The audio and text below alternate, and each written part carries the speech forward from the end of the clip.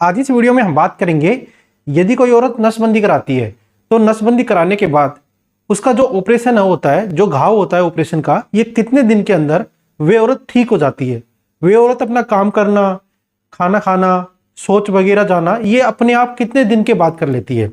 आज मैं इसी के बारे में आपको बताऊंगा। ये वीडियो आप पूरा देखना। आपके सामने जो इमेज है ना, जो नसबंदी औरतें कराती है, इसे हम बोलते हैं ट्यूबेक्टोमी।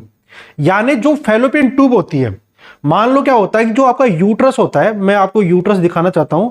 इस प्रकार से ये यूट्रस होता है, आपके सामने इमेज के अंदर दिखाई दे रहा है, ये यूट्रस है। और यूट्रस में दोनों तरफ एक ये ट्यूब और एक ये ट्यूब, ये दोनों फैलोपियन ट्यूब होती है। सेम उधर भी राइट की तरफ भी एक ट्यूब होती है और लेफ्ट की तरफ भी एक ट्यूब होती है। इस होता है।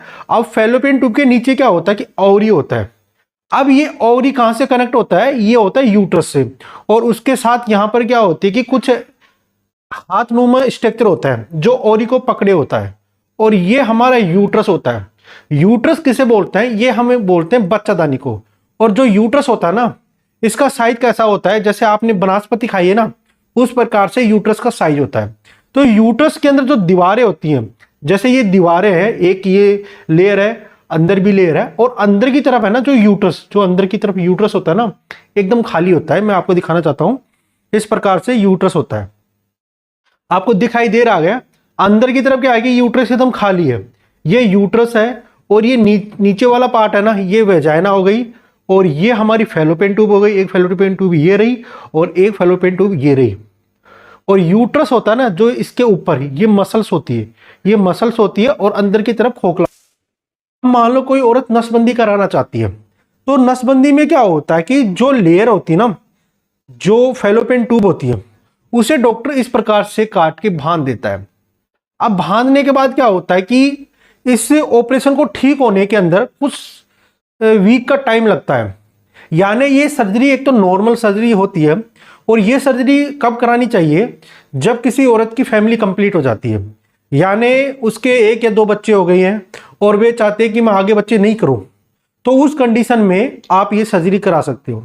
तो आपका सवाल होगा कि यदि आपने ट्यूबेक्टोमी कराई, यानी नसबंदी करा ली, तो नसबंदी कराने के बाद आप अपना खाना कब खाना स्टार्ट कर देती हो? चलना फिरना, कपड़े धोना, शौच वगैरह जाना, दौड़ना, ये कब स्टार्ट कर देते हो?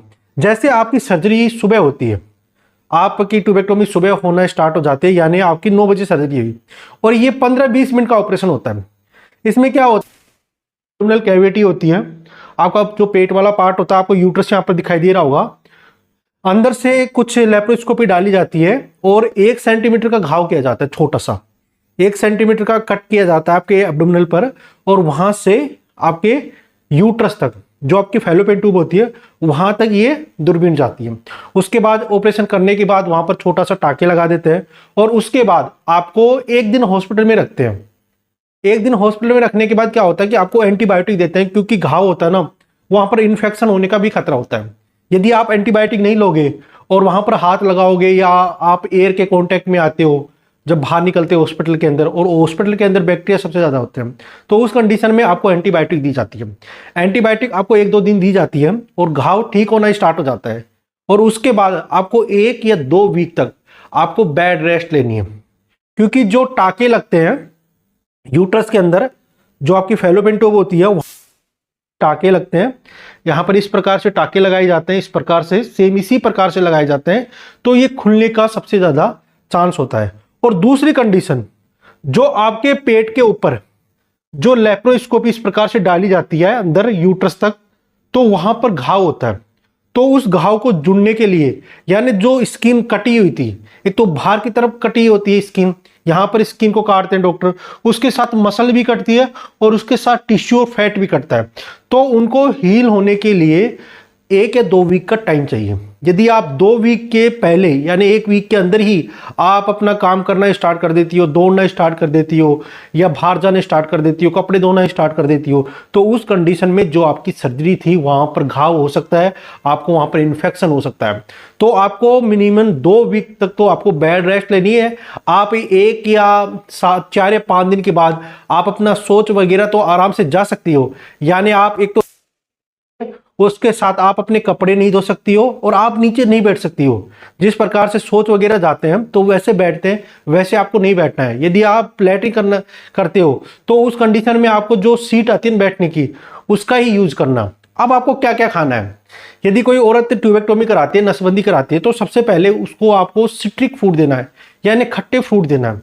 जैसे मौसमी का जूस हो गया, पाइनएप्पल हो गया, ऐसे, और ऑरेंज हो गई, ऐसे फ्रूट देना है। क्योंकि जो विटामिन सी होता है ना, ये स्किन के लिए सबसे ज्यादा इंपॉर्टेंट होता है, ये घाव को भरने के लिए सबसे ज्यादा इंपॉर्टेंट होता है।